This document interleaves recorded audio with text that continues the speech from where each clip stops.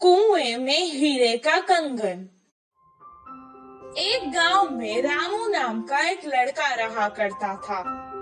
एक दिन जब उसकी माँ घर साफ कर रही थी, तब उसे एक पुराने जमाने का सोने का कड़ा मिला। वो उसे अपने हाथ में लेकर कहने लगा, माँ, मुझे ये कड़ा एक दिन के लिए पहनने को दो ना। बेटे की इस ख्वाहिश को देखकर माँ ने कहा, ठीक है बेटा, पहन लो, लेकिन याद रखना कोई साधारण कड़ा नहीं है ये तो सोने का कड़ा है। आज इसे पहन लो और कल तुम्हारे पिता को बिना बताए हम इसे वापस अलमारी में रख देंगे। जैसे ही इसकी माँ ने कहा, वो तुरंत कड़े को पहन के सारा गांव घूमने लगा। रात में भी उसने उस कड़े को खुद से दूर नहीं किया और अपने पास ही रखकर सुकून से सो गया। उस रात उसके गांव में चोर घुस आए और जिसके घर से उन्हें जो कुछ मिलता था, जैसे पैसे, जेवर, सोना, सब उठाकर ले जाते थे। सुबह जब उसके गांव वालों को पता चला कि उनकी सभी मूल्य चीजें चोरी हो चुकी हैं, वो सब शोर मचाने लगे। कितना ढूंढने पर भी चोर का पता नहीं चला। रामू की वजह से उसके पुरखों का सोने का कड़ा चोरी हो चुका था। ये सुनकर उसके पिताजी को बहुत गुस्सा आया और वो डांटने और मारने लगे। कुछ देर बाद उसने कहा, वो कोई खिलौना नहीं था जो तुमने खो दिया, वो मेरे पुरखों की निशानी थी। अब दोबारा मुझे अपनी सूरत नहीं दिखाना, निकल जाओ यहाँ से।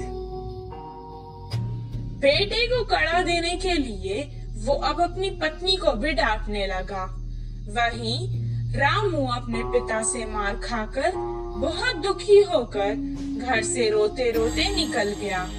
पास के बगीचे में जाकर एक बड़े पेड़ के नीचे रोता हुआ वो बैठ गया। वहीं पेड़ के नीचे जो चोर ने उसका कड़ा चुराया था, वो चोरी किया हुआ सामान वहाँ बंटवारा कर रहे थे। वो दोनों चोर जोर जोर से बात कर रहे थे। ये सुनकर रामू को पता चल गया कि वो वही चोर है। वो धीरे से वहाँ से उठा और कुएं के पास जाकर कुएं में देखकर रोने लगा और कहने लगा कि उसके हीरों का कड़ा कुएं में गिर गया है।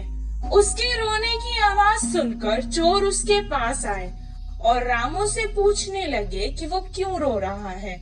रामू ने जवाब दिया, मेरे दादा बहुत बड़े पंडित थे और उन्होंने एक जमींदार के पास पूजा की थी, तो उन्होंने उन्हें तोहफे में एक हीरो से भरा हुआ सोने का कड़ा दिया था।